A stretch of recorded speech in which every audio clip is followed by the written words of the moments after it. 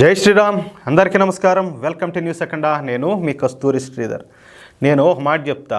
హిందువులు అన్నోళ్ళు ప్రతి ఒక్కరు కూడా బొట్టు పెట్టుకుంటారు, వీలైనంత వరకు బొట్టు పెట్టుకుంటారు. కానీ ఏంటంటే ఈ కరోనా వచ్చిన తర్వాత మన ప్రముఖ దేవాలయాల్లో ఇప్పుడు సపోజ్ తిరుమల ఉండాలి, శ్రీశైలం ఉండాలి, ఇలాంటి చోట ఏంటంటే ఈ బొట్టు పెట్టడాన్ని అక్కడ నిషేధించారనమాట. ఎందుకంటే కరోనా వస్తుందని చెప్పి. పైగా ఏంటంటే గత 5 సంవత్సరాలు అంటే గతంలో 5 సంవత్సరాలు ఎవరు పరిపాలించారు ఆంధ్రప్రదేశ్లో మీకు అందరికీ బాగా తెలుసు. నేను ఇంకో మాట చెప్తా. అన్నప్రసాదం కూడా తిరుమలలో ఎంత దారుణంగా జరుగుతూ ఉన్నదంటే అసలు అక్కడ పోయిన వాళ్ళు భక్తులైతే కోపంతో రగిలిపోతూ ఉన్నారు. అసలు ఎవరికి కూడా నేను మాట్లాడకూడదు, అంత దారుణంగా పెడతా ఉన్నారనమాట అన్నప్రసాదం కూడా. పైగా ఏంటంటే ప్రతిరోజు తిరుమల హుండీ ఆదాయం ఎంత ఉంటుందో మీకు బాగా తెలుసు, కోటల్లో ఉంటుంది. అలాంటిది శ్రీవారి భక్తులకు అటువంటి అన్నప్రసాదం చేస్తూ ఉన్నారు. పైగా ఏంటంటే ఈ మత మార్పిళ్ళు బీభత్సంగా జరుగుతున్నాయి ఆంధ్రప్రదేశ్లో. వీటికన్నిటికి కూడా ఏంటంటే చాలా వరకు ప్రభుత్వం చూసి చూడకుండా వదిలేస్తూ ఉన్నది. దాని ద్వారా ఏంటంటే ఇంకా ఈ మత మార్పిళ్ళు చేసేవాళ్ళు వీళ్ళంతా ఉంటారు కదా, ప్రభు బిడ్డల వాళ్ళు ఇష్ట ప్రకారం ఉండేది మా ప్రభుత్వమే కదా ఏమన్నట్టు రెచ్చిపోతూ ఉన్నారు. నేను ఇక్కడ ఇంకొక మాట చెప్పాలయ్యా. ఇప్పుడు మన ఎండోమెంట్ డిపార్ట్మెంట్ ఉన్నది, దేవాదాయ ధర్మాదాయ శాఖ. అలాగే ఏంటంటే ఓల్డ్ యాక్చువల్గా ఏంటంటే ధర్మ ప్రచార పరిషత్ అనేది కూడా ఒకటి ఉంటుంది, ఏది మనకు సంబంధించింది. ఈ ధర్మ ప్రచార పరిషత్ అనేది ఏమి చేస్తుంది? ఇప్పుడు హిందువులకు వ్యతిరేకంగా ఇంత జరుగుతుంది కదా, బంగ్లాదేశ్లో కావచ్చు, లేకపోతే మన దేశంలో కూడా చాలా చాలా జరుగుతూ ఉన్నాయి. వీళ్ళు ఏం చేస్తున్నారు? ఎందుకు ఒక్కసారి కూడా ఇప్పుడు సినిమాలలో కూడా ఒక సరదా అయిపోయింది, ఏది దేవుళ్ళను వక్రీకరించడము, దేవుళ్ళను ఎగతాళి చేయడం అనేది ఇది చాలామంది ఫ్యాషన్ అయిపోయింది. వీళ్ళు ఎందుకు స్పందించరు, వాటిని ఎందుకు ఖండించరు? మీరు ఒకసారి ఎప్పుడైనా ఆలోచించినారా? మరి అలాంటప్పుడు వీళ్ళు చేసే ధర్మ ప్రచారం ఏముండదు. ఇక్కడ నువ్వు ధర్మాన్ని ప్రచారం చేయవు, ధర్మానికి వ్యతిరేకంగా ప్రచారం చేసే వాళ్ళను నువ్వు ఏ విధంగా కూడా నువ్వు వాటిని ఖండించవు. ఇంకా ఆ ధర్మ ప్రచార పరిషత్ ఏమాత్రం పనిచేసినట్టు, అది అసలు ఎందుకు ఉన్నట్టు? దీన్ని బట్టి ఒకసారి ఆలోచించండి. ఈ తిరుమలకు సంబంధించిన ఒక ఇంపార్టెంట్ న్యూస్, ఒక అప్డేట్ అయితే ఒకటి తీసుకొచ్చిన.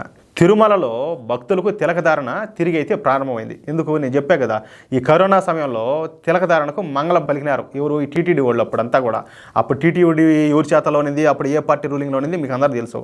తిరుమలకు వచ్చే భక్తులకు తిలకధారణను ఈ కోవిడ్ పేరు చెప్పి దాన్ని అటకెక్కించారు. ఈ కోవిడ్ మహమ్మారి తగ్గుముఖం పట్టినా కూడా తిలకధారణ విషయం మీద టీటీడీ పెద్దగా పట్టించుకోవాలా. అదే నేను చెప్పింది. ఎందుకు పట్టించుకుంటారు? వాళ్ళకి ఈ కావాలా, అవి వచ్చినాయంటే చాలు.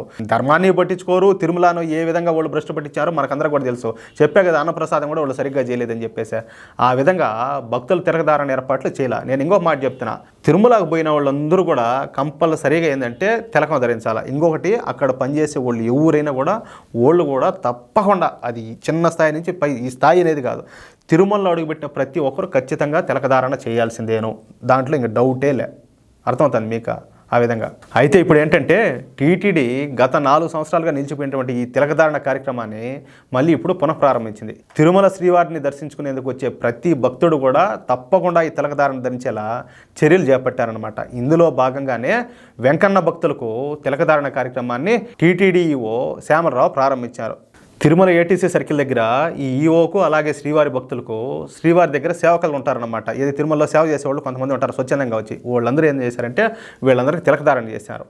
తిరుమలలో భక్తులకు తిలకధారణ కార్యక్రమాన్ని ప్రారంభించిన ఈఓ సంతోషం వ్యక్తం చేయగా శ్రీవారి సేవకులు తిలకధారణ విధులు నిర్వహించున్నారనమాట. ఇంక అక్కడ తిరుమలలోని ఈ ఏటీసీ, శుభదము, శ్రీ వారాహస్వామి ఆలయం, కళ్యాణకట్ట, ఈ వైకుంఠం క్యూ కాంప్లెక్సు, వాటి దగ్గర ఏంటంటే నిరంతరాయంగా భక్తులకు తిలకధారణ అయితే చేయనున్నారు. ఇది చాలా సంతోషించదగ్గ విషయం, అలాగే స్వాగతించదగ్గ విషయం అనమాట. ఎందుకంటే గతంలో ఉన్న ఆయన ముఖ్యమంత్రి గారు ఏ విధంగా చేశారో మనకంతా కూడా బాగా తెలుసు. కానీ ఏంటంటే ఇప్పుడు చంద్రబాబు నాయుడు గారు వచ్చిన తర్వాత మనం చాలా వరకు ఆయనలో మార్పు చూస్తూ ఉన్నాం. ఇంకొక మాట, నేను ఈ విషయం ఖచ్చితంగా చెప్పాలా, అన్య మతస్థులు ఎవరు కూడా అక్కడ పనిచేయడానికి వీల్లేదని చెప్పేసి ఆయన ఒక స్పష్టమైన నిర్ణయం కూడా ఒకటి తీసుకున్నారు. ఏది రీసెంట్గా, అది కూడా మీకు అందరికి బాగా తెలుసు. తిరుమలలో కనిపించే ప్రతి భక్తుడికి కూడా తిలకధారణ చేసేలా శ్రీవారి సేవకులకైతే ఇక్కడ బాధ్యత అప్పచెప్పినారనమాట. అది అలాగే ఏంటంటే శ్రీశైలంలో కూడా ఇదే విధంగా, అంటే ఇదే కోవిడ్ పేరు చెప్పి ఆడ కూడా ఏంటంటే ఈ తిలకధారణ చేసేది ఆడ కూడా ఆపేసినారు. కానీ ఇప్పుడు తిరుమలతో పాటు శ్రీశైలంలో కూడా ఈ కార్యక్రమాన్ని పునఃప్రారంభించారు. నిజంగా హిందువులందరూ కూడా ఇది శుభవార్తే.